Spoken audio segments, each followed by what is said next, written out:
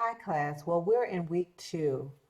Um, Last week we talked about college transition and we talked about the culture of college, and attitude for success, college success, right? Many of you completed the discussion board, had great discussion over why you chose to attend college. Just a little tidbit on your college, on your discussion board responses. When you submit your discussion board, your initial discussion board response, that initial post is due by Wednesday each week. That's what counts you present in class each week. Okay? When you respond to the question, be sure to give details and examples to your response. For instance, you were asked to list um, 3 choices that were important to you and rate them from most to least important, right? Well, don't just list them, also give the reason why your answer is the most important or the least important. Okay, give details and examples in your responses. When you respond to your other classmates in class, you're supposed to give substantive, full, detailed responses. Give feedback. Ask questions. Don't just say thank you or that's a good idea. Engage in a conversation. For instance, oh, you chose to go back to school because you want a higher paying job. What are your goals after you graduate? What do you want to do? What type of high paying job do you want once you graduate? Having that kind of dialogue helps you and the person that you're engaging with think further into the discussion topic. So be sure to give details in your initial responses and be sure to ask questions and engage in conversation with your peers in the discussion board. Okay, great job in the assignments. If you haven't completed your assignment from last week, you can still do so. I do accept late homework.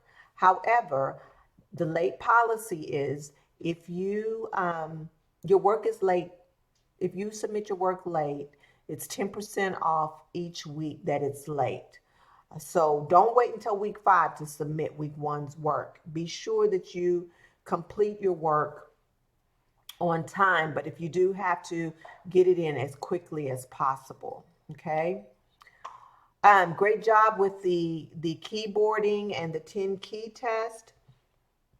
If you have not accessed your badges or you can't, be sure to let me know and I can email them to you.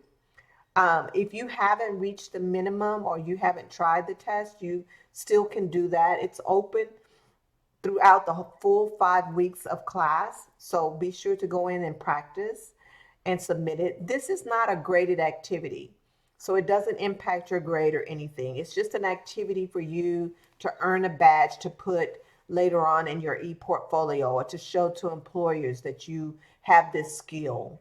So it's just a good little tidbit for you guys to try to engage in. Now, discussion 2. This is a great discussion, guys. When I heard Reggie Rivers explain goal setting, it totally threw me for a loop. I had no idea. I was not thinking of goal setting the way he describes it. I bet you guys will be surprised about what he says. I want to see your conversations and see what you think about what Reggie Rivers said. I wonder if you're going to be as surprised as I was in the video. It's a short little 10-minute video. Be sure to give your thoughts about it. Be sure to answer the questions in the discussion board and engage in conversation with one another about it. Okay. Now, assignment 2.1. Remember last week I told some of you that you're going to use those goals those values that you found out about to set your goals. Well, in assignment 2.1, that is exactly what you're going to do. You're going to set 2 academic goals. Now, what is an academic goal? An academic goal is a goal that you're setting for school. So your goal may be that I'm going to earn my bachelor's degree, right? That's your long-term goal. So you want to make sure that long-term goal is specific. So your goal is I'm going to earn a bachelor's degree in business administration by the year 2024, right? So that makes it time bound, it's achievable, it's realistic, it's measurable, and it's specific, okay? Then you're going to have three goals that support that goal. So those goals could be, I'm going to be engaged in each course in the program to achieve my bachelor's degree.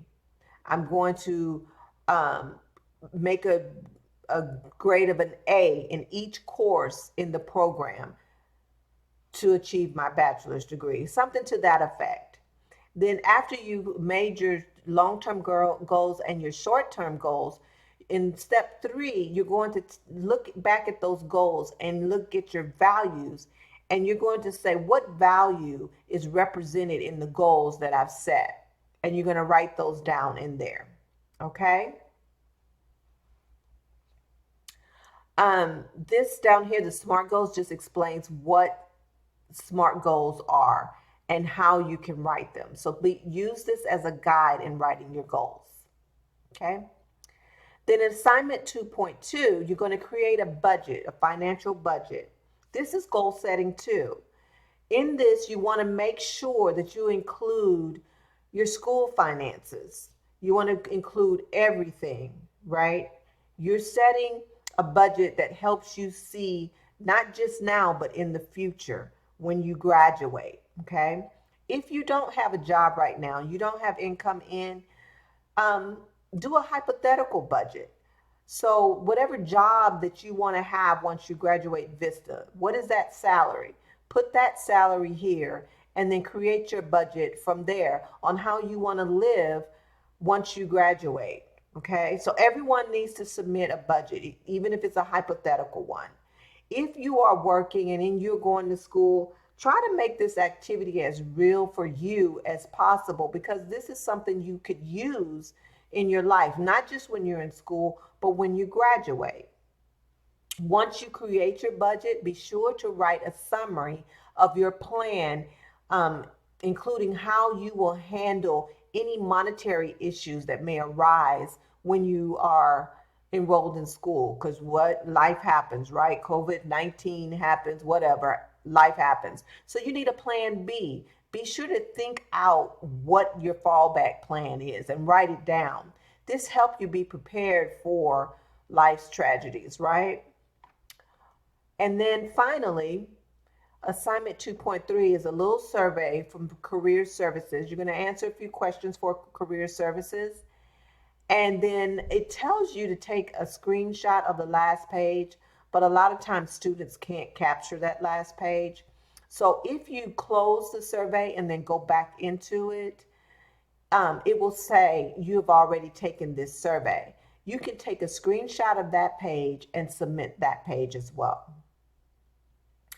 I want to tell you guys are doing a great job. Last week was a big success. Many of you completed your work and submitted all of your work and things like that. I'm very proud of you, especially with a holiday weekend going on. So good job with that. I want you to keep that same momentum and that same motivation for the rest of the course.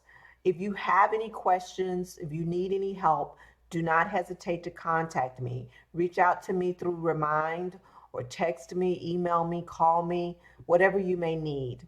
All right. Hey guys, stay safe out there. Stay sane when you're locked in. And if you need any help, call me. All right. Have a good week.